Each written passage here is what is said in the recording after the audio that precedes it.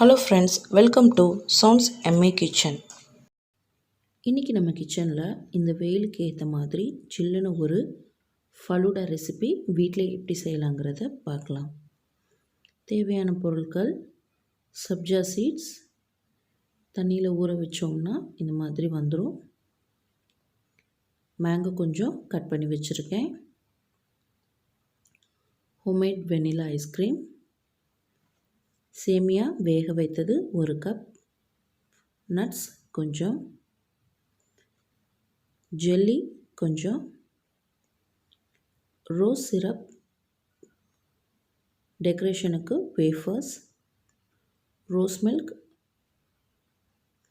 வாங்க இப்போ எப்படி செய்யலாங்கிறத பார்க்கலாம். ஒரு கிளாஸ் ஜார் எடுத்துக்கோங்க. ரோஸ் சிரப்பை இந்த மாதிரி சுற்றி ஊற்றிக்கோங்க.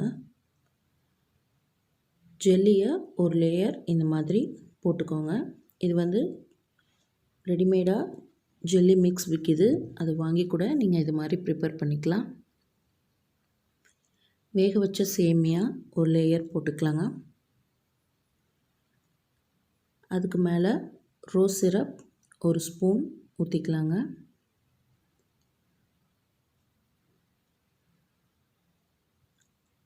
அதுக்கு மேலே நம்ம ஊற வச்சுருக்க சப்ஜா விதைகளை ஒரு லேயர் போட்டுக்கலாம்.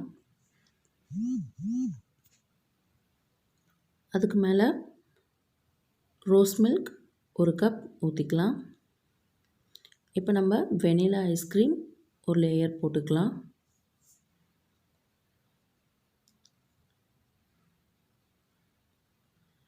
இதுக்கு மேலே கட் பண்ணி வச்சுருக்க மேங்கோ சேர்த்துக்கலாம். உங்கள்கிட்ட என்ன ஃப்ரூட்ஸ் இருக்கோ நீங்கள் அதை கூட சேர்த்துக்கலாம். இன்னொரு லேயர் ஐஸ்கிரீம் சேர்த்துக்கலாம். இப்போ நம்ம கட் பண்ணி வச்சுருக்க நட்ஸு சேர்த்துக்கலாம்.